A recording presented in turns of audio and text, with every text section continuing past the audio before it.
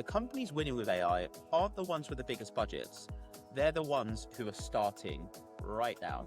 If you've been waiting for someone to cut through the noise and show you exactly how AI can transform your work, your wait is over. Your competitors have already signed up. I'm Kenny, founder of Brim and the host of the AI Opportunity.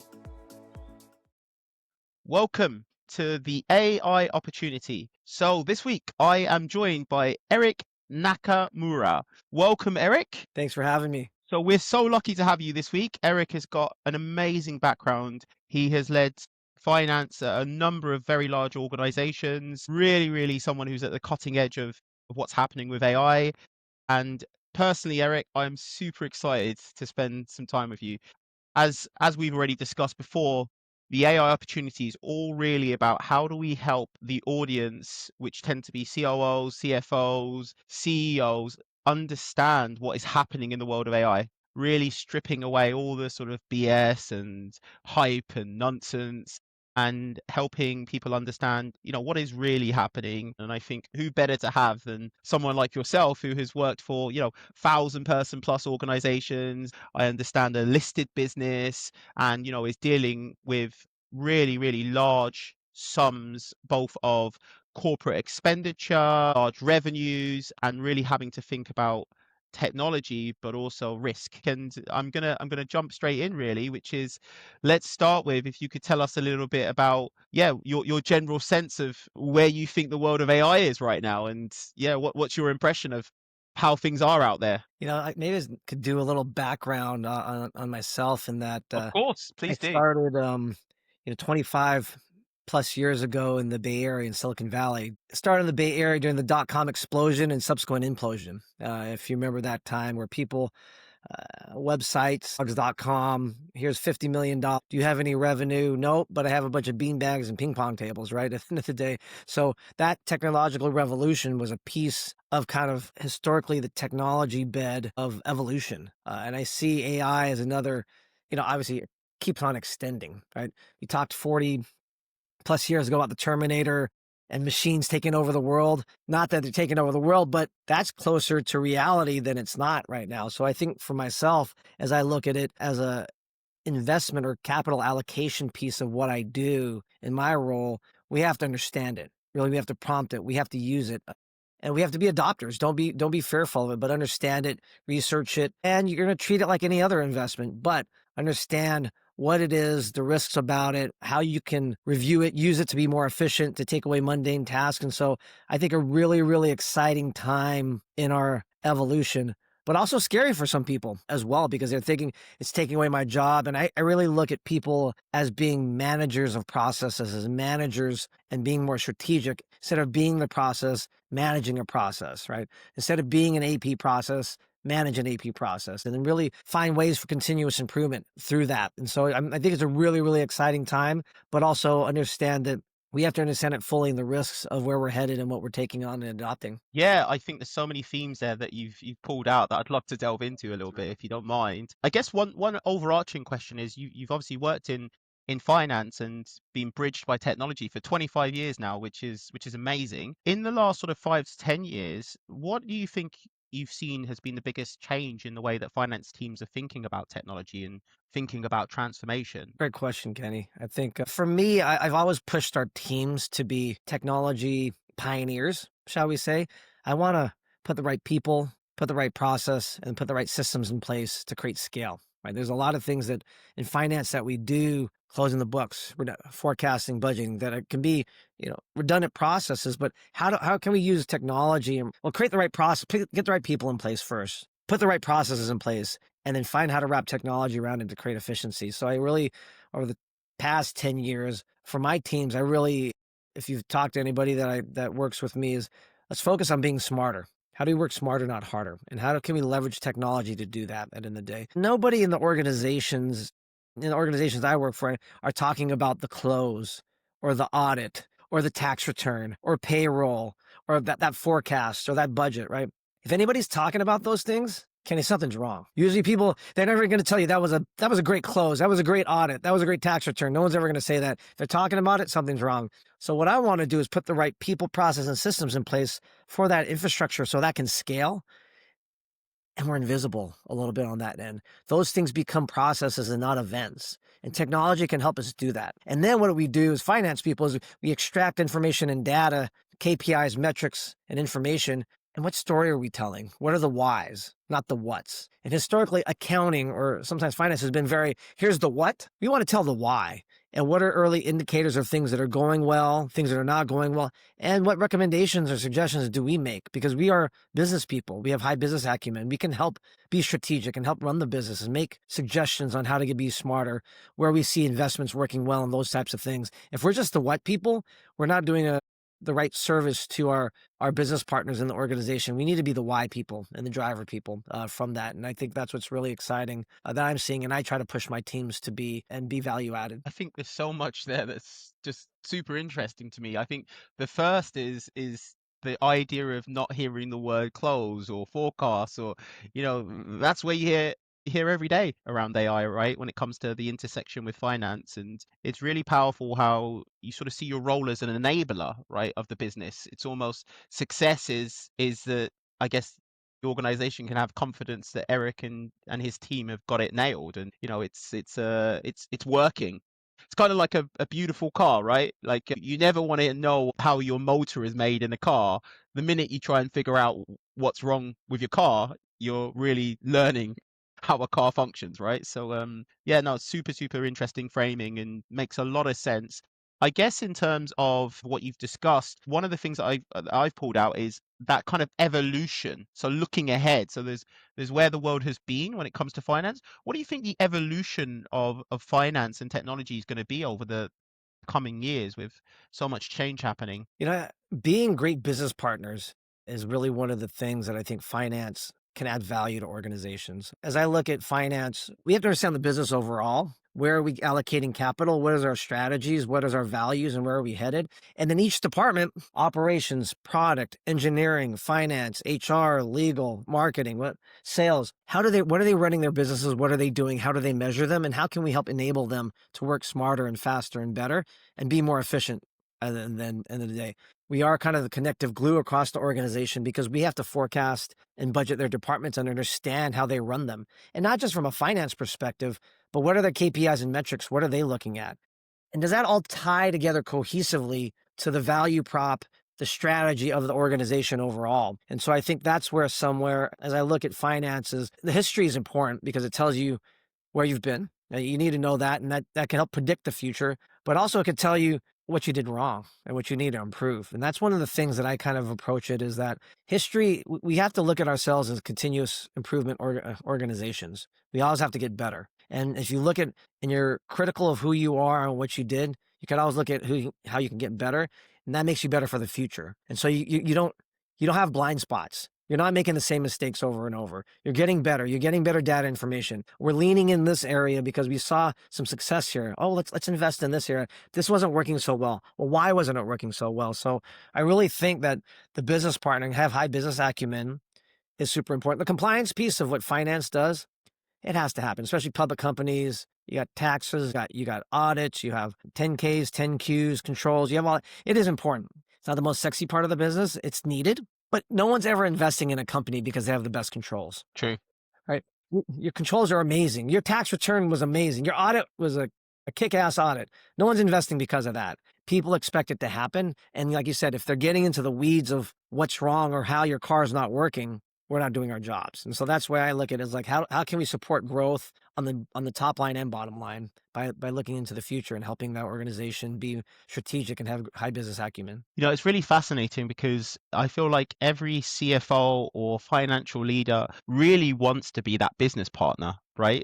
But how you make that work in practice is always a challenge, right? When compliance is consuming so much of the sort of daily effort. Really, really fascinating though, because I think there'll be a lot of CFOs listening who basically be nodding their heads, right? They want to be those value creators. And in many respects, as a CFO or finance leader, you're in a really good place to do that, right? Because you have to understand how all the different aspects of a business works. Yes, what are the unit economics? What drives our commercial outcomes? So you're, in many respects, you're in the perfect position to go, okay, we should be making these sorts of changes so that we can have the impact that we're looking for. I'd never really thought about it that way, but it's really, really interesting. You sparked something in me there, Erik. So no, I'm curious though.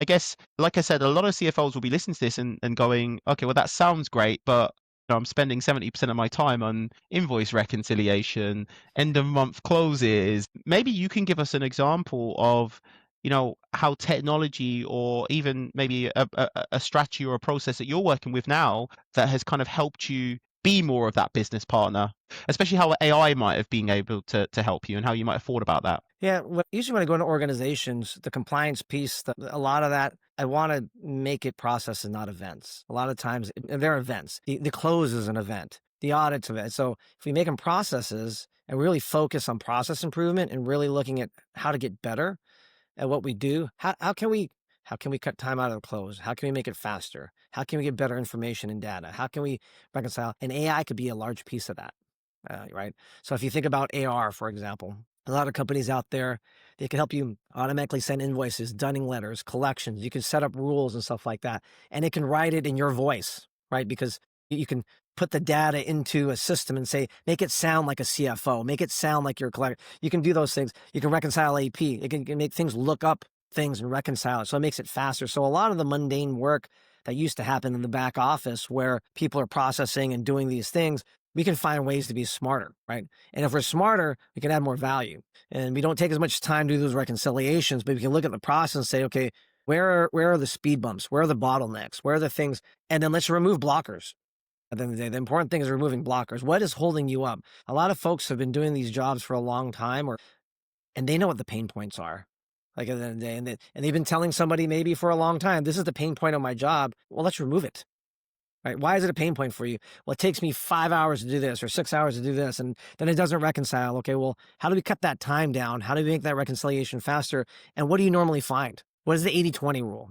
And then let's bite it down into compartmental bite-sized pieces where we can make it smaller, small wins, and stack those things up. Don't make a mountain out of a molehill and say, you've got to conquer this whole thing. Finance organizations, we get incrementally better every day, 1 inch every day, right? It's not going to be all of a sudden we're worst in class to best in class. That's not going to happen. We just can't do that, but because of the nature of our jobs. But every day we can get a little bit better. And you look back 3 months, you look back 6 months, you look back 9, you look back a year, you're like, wow, things really improved and I got a lot better. But you have to have that focus and mindset. I think I told you before, I have 4 sons. I've coached them in basketball and baseball growing up, and I've kind of taken that coaching and mentorship approach to my teams and challenging them. It's like when my sons would practice or my teams would practice, I want you to go so hard in practice that you make mistakes. So when the game comes, you slow down so you don't have any blind spots. You've seen this before, right?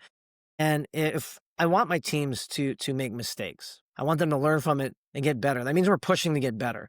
As long as they're not catastrophic and we're not doing things that are right. But I do want them to, okay, how can we fix this? Oh, that didn't work so well. Let's fix this. But you have to be reactive, take data information, react to it, and then improve it at the day. And you have that mindset, you're gonna have a lot of satisfaction and happiness in your job because you're gonna have more efficiency and you're gonna have fun. And AI can be a huge piece of that depending on how you use it. Yeah, I mean, there's so much there that you've said is interesting. I guess that there are a few themes though that I think a lot of people will be thinking of, which make it maybe a bit more challenging. Like, for example, you talked about people and working collaboratively with people to figure out what are the most painful parts of their job. I mean, any ways that you would suggest to our audience how to sort of approach that? Because a lot of people have a great amount of fear around AI right now. I think it's the number one worry of a lot of people who are in organizations where AI is being implemented is this thing going to take my jobs? Great question. I think there's a lot. It's because it's unknown. It's like the internet 25 years ago. People were like, well, you're not going to be able to sell product online. People were saying that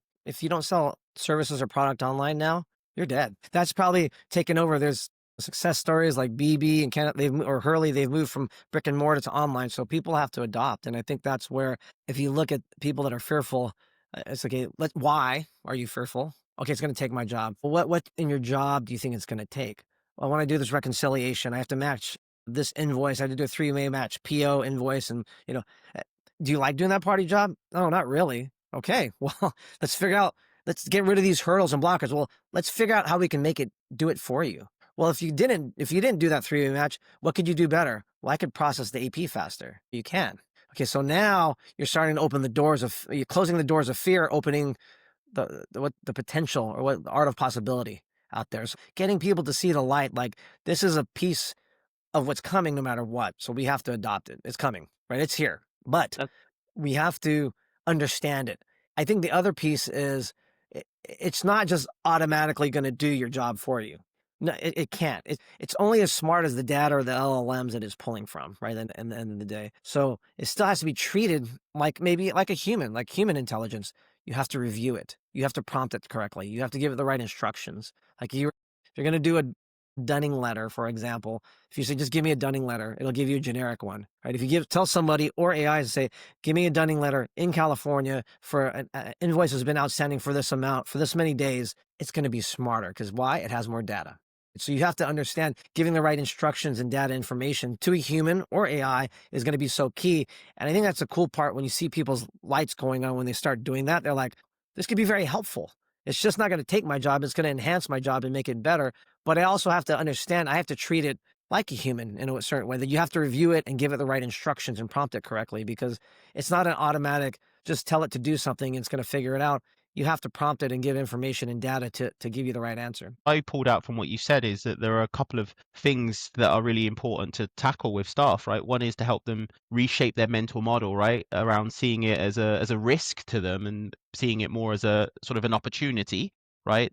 Like the potential, as you described it. The second thing is to really recognize that AI is not magic, right? It's not immediately going to be as good as someone who's got 20 years experience working in finance. It's really a tool for collaborating with humans, right? So being able to help the staff understand that you have a part to play in this company's transition is pretty key. So I think that's really useful for a lot of the audience, because if you've got a junior member of staff that comes to you and says, I don't want to use this thing because I'm worried it's going to lose my job, then actually there are some practical things you can do, right? What would you want the AI to be able to help you with so you can do the more impactful things that you want to do in the job? And I mean, there was something else that you mentioned about sort of data and doing things incrementally. One of the themes you see at the moment in AI is that there are a million applications, all promising the world, right? Promising they're going to do anything and everything for you. But what you said is that actually, as an organization, you've got to try things, you've got to be incremental.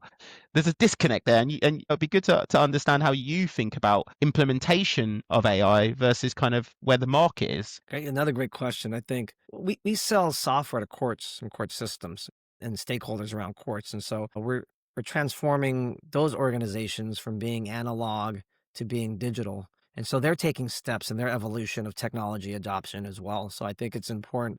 Everybody has to be educated, right? And so as we look at what we want to do with AI to help our customers and their clients, and how internally we use AI to be more efficient, I think it's key to make sure that you're understanding the velocity, I guess, is what you're doing. You can move fast, sure, but are you moving with velocity? Again, I use these sports analogies a lot. That's just kind of who I am.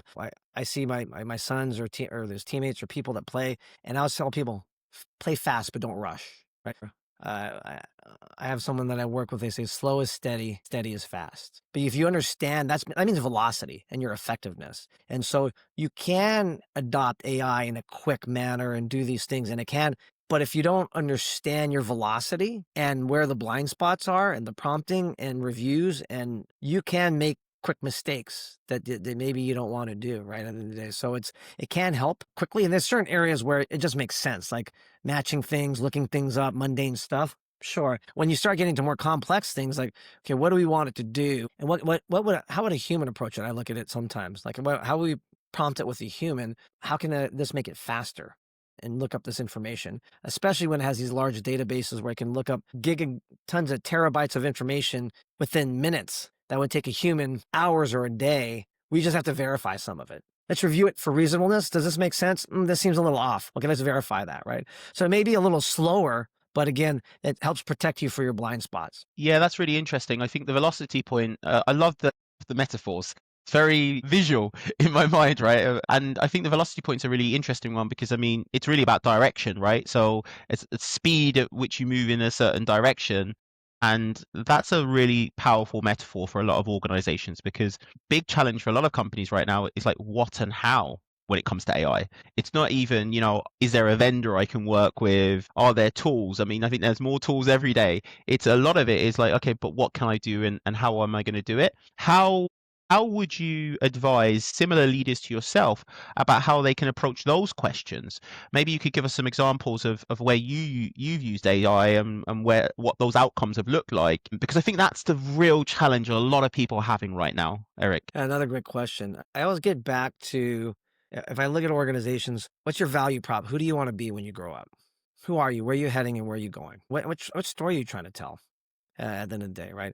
And how are you adding value? And I find in organizations, sometimes it's not consistent, the definition across the organization. You can imagine sales, marketing, ops, engineering, product, they may have different answers. So if you have different departments pulling in different directions, the boat's not going the same way toward our values, who we want to be. So I think that has to be clearly established and communicated and has to be a theme throughout the organization, right? And what is your values? My wife used to work for Chevron many years ago.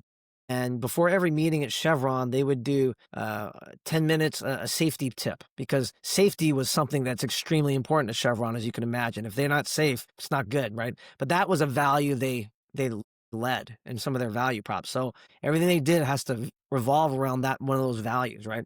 So if you can define who you are, your value prop, AI could be a tactic. It can be a strategy as well, depending on your company. But how are you using it to support those value props and executing on it? I think that's the key of how you start aligning things, because you just can't say, to your point, we want to do AI. And I hear people say this, and I'm like, what does that mean? What does that mean? You want to? Yeah, sure. That's like, I want to fly without a plane. Great. But how? How do you do that? And what does it mean? Like, what are you trying to support? Who do you want to be? And how does AI play into that strategy or that value prop of who you're going to be? That is where you have to start connecting the dots, right? Do you want to be the fastest customer service company? Do you want to have the best high value product? Do you want to have the best unit economics? There's a race to the bottom line. If you understand what your values and strategies are, then you can start putting AI into those areas to execute on those. It's interesting because you've described it as sort of like values and then what do you do around those values? And I've heard this described in the past as sort of like the rituals around the business, right? So like you say, if you want to be the best customer service organization, then what does that mean in terms of like business outcomes? You know, how quickly you respond to your customers, the CSAT score that you have with them, how likely they are to recommend you. There are really clearly measurable things around that particular North Star or kind of value goal that you're looking for, and then sort of working backwards from there and going, okay, well, what are the rituals, what are the activities that enable us to achieve these specific measurable outcomes, right? So I guess what you're saying is at least what I've heard, tell me if I'm wrong, Erik, is that if an organization is approaching how to adopt AI, they should be really thinking about what are the outcomes they're hoping for the business, right? It should be tied to business cases, ROI, and then, okay, how can AI feed into that planning? Yeah, agreed. I think if you don't understand who you are, or where you're going, or what you want to be, it's hard to create any strategy or tactics. At the end of the day, you're right. Some people we want the most sales. We want the best service organization. You could be both, right? You could be both. But I look at resources, and AI being a resource too. It's the resource triangle, right? You have limited time, people, and money. Yeah, and you don't have infinite amounts of any of that. So you have to figure out where you're allocating your capital to create value for the company and support your overall arching goals and outcomes that you want. We should start asking ourselves and then aligning our investments, our strategies, and our execution along who we want to be. Yeah, I personally, I'll give my take on this. I couldn't agree with you more, Erik. We've actually found ourselves actually turning down a few customers because they weren't clear on what they were trying to achieve. And for us, as part of our process, we have to be able to put a business case in front of a customer. This is what it's going to mean to you in terms of your outcomes that you're hoping for. And sometimes you do get businesses that haven't considered that. And so I think it's what you're saying is something we're seeing in the market. It's just really important that companies understand that AI is a journey, right? It's like you say, it's incremental, it's working towards who you want to be. It's not a magic, I don't know, a magic button that you press and then suddenly those three kind of points that you made, people, resources and time, suddenly expand infinitely, right? That's not the real world. And I think it's funny, people expect like AI is just this magical answer or wand or hand wavy thing. We're gonna be there. We're gonna put AI in place and it's gonna fix everything. That doesn't work like that. And I think to you, that's great that you guys are doing that or turning down, because you guys can't be successful if the companies can articulate a business case of who they are, where they're going, and how they're going to use it. Because then you don't really have measurable goals or milestones or things you can go execute to show it's working. Right? And Yeah. because if they don't know what working means, or you can't define what success is, how do you ever know if you're successful, right? So I think that's where it's hard for people to get their head around that. But I think you have to ask those tough questions. If you don't ask the tough questions, get people to, because if you don't, they won't focus on who they want to be and where their value prop is. And I think that's very important. So Erik, you are, for a lot of our audience, likely to be seen as a bit of a rare oddity, a CFO who wants to implement technology. I think there are stereotypes, rightly, fairly, unfairly, about CFOs, that they tend to not be the individuals in the organization that want to march forward and change. Why is that, Erik? Can I ask you, what is that? Is that a misunderstood perception of CFOs? And if I'm a CEO of a large business and I'm trying to get my CFO on side with some of the change that you're talking about, how do I do that? I think historically, finance folks have been compliance folks. There's a lot of compliance. There are things that and that's the value they saw, who they were. For me, as I got into the role, and this gets back to early 2000s, late 90s, when the dot-com implosion happened, I saw the value of a good business, right? Because there was a lot of businesses out there that they raised a lot of capital, but they didn't have a business plan. They didn't have revenue. I have a website. Great. What does that mean? Right. And then so I was at KPMG, then I saw KPMG do a bunch of hiring, and then a bunch of my colleagues got laid off. A lot of these companies went out of business. And then I was on the compliance side, and I saw, oh, you have to have a good business. You have to have a business that goes and executes. Also, like growing up, my parents kind of are maybe more unique. My dad worked for NASA. He was an electrical engineer. He worked for NASA on the Apollo missions and the Minuteman missiles for like 10 years. Went back to school, got his MBA, and opened up Japanese restaurants. So he was an entrepreneur, right? So I grew up being an entrepreneur. I had some of my own businesses. My mom, she had a PhD in microbiology. She did that for 10 years, went back to school, didn't like it. Then she got her MBA, became a CPA, and became a CFO as well, the CFO of a REIT. And so she's very analytical. And so I have this weird kind of convergence of, and also me and my brother, the black sheep, we only have 1 degree each. They have 2, but it's a very Asian thing in our family. But we have this weird convergence of maybe entrepreneurialness and business understanding plus the analytics. And so when I look at things, I see the value of the infrastructure that we have to build, the right people, process, and systems. But then I see what's beyond that. Like, how do we grow the business? How do I create value? For me, if I'm the CEO or the board, we want to grow the top line and the bottom line at the end of the day. That's the goal. And how can I help do that? So that I've always leaned into that area. And people are like, you talk about things that some CFOs don't talk about. I think a lot of CFOs, this is outside their comfort zone. Yeah. Right, a little bit.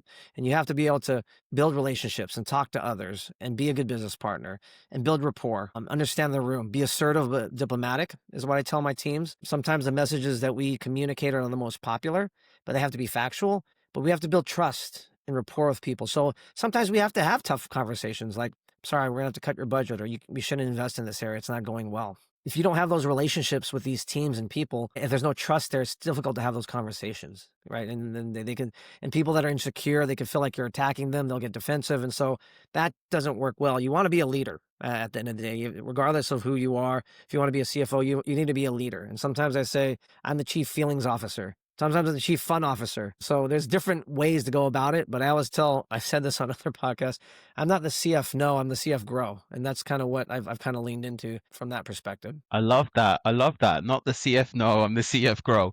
And I can really see how you're upbringing has really created that growth mentality. So your parents sound fascinating, I have to say. It sounds like you must have had some fascinating experiences as a child. It's really interesting though, again, around this theme of CFOs, because as you said, compliance has dominated the role historically, right? The finance organization it's really the organization to keep your business out of trouble, right? Whether that's running out of money or some sort of governmental challenge. And actually there is this moment now in history where companies like yourself who are really employing technology can kind of get that compliance part handled, and then you can be enabled to start looking at the value add across organizations. I mean, we saw an example of this with a client not so long ago where it was amazing to see the penny drop with a CFO, where they suddenly realized that it was quite a straightforward use case. We work across the organization, but we were working with their finance team, and they suddenly realized that now that they could get rid of these compliance elements, they could suddenly work on their supply chain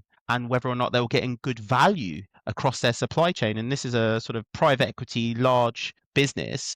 And, they have thousands and thousands of suppliers. And suddenly that was an opportunity for the finance team to sort of be the MVPs, to Right. really directly affect the top line and the bottom line, because they could look at their cost structure.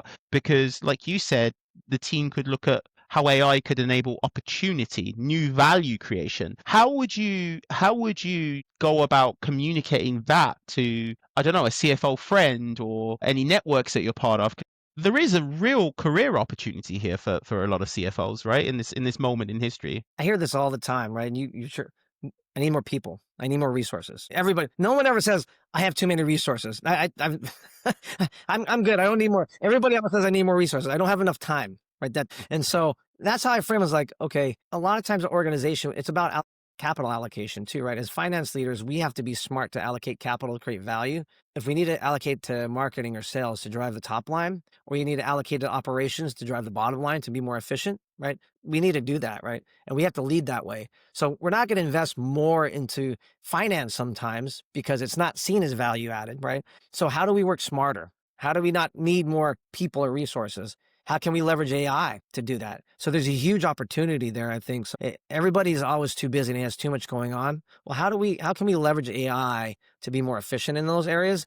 And you know what those areas are in your finance organization? What are your pain points? What do you need to solve? If I didn't have to do this, I could spend more time looking at the supply chain or whatever it may be, right? And so you know what those are. It's just you don't have time to get to them. So it's like, how can we get you time to get to them? Let's make sure we're doing the reconciliations faster. Okay, I just cut out 1 hour a day, 2 hours a day, 3 hours a day. Now all of a sudden I'm up to 6 hours a day that I cut out of our close or whatever it may be. Those are 6 hours I can spend on supply chain. And then when I get more beyond the supply chain, again, it's incremental. It's not going to be this magic wand, but I think people lean in to getting better and creating better processes and systems.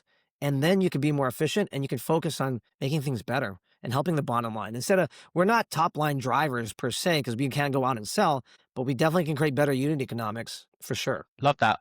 I love that. You can definitely drive unit economics. I think every CFO in the world knows that that's how you deliver the most value to an organization, right? If you can be unlocked. Conscious that I've stolen a lot of your time here, Erik, so we're gonna head to our sort of quick fire round. 3 questions for you, and to sort of wrap us up.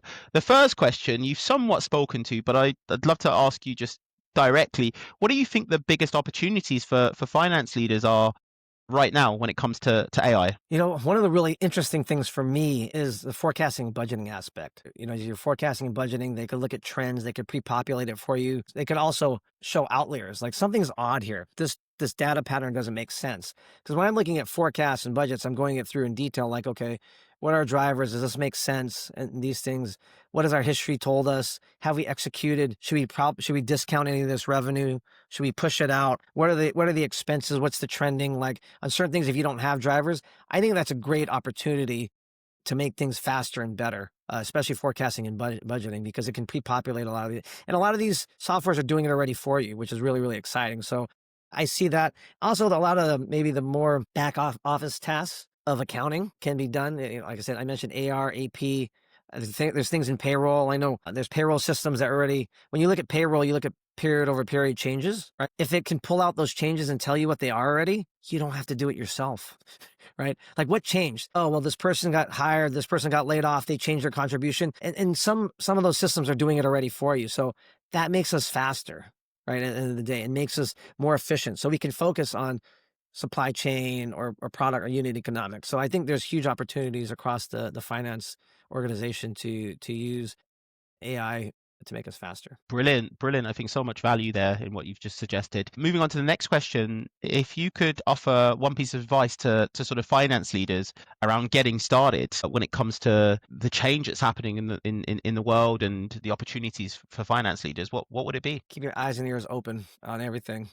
I try to, it's hard because obviously we're busy, but I try to digest as much data as I can or read as much as I can or look at podcasts like yours, just because I want to know what's going on out there. If I think about what CFOs or finance leaders, we want forecastability, we want predictability. In this, poly macro economic environment that we're in, it's very unique and things are changing. We can't control, I always tell my teams, control our controllables. Can't control some of the stuff, but what can we control?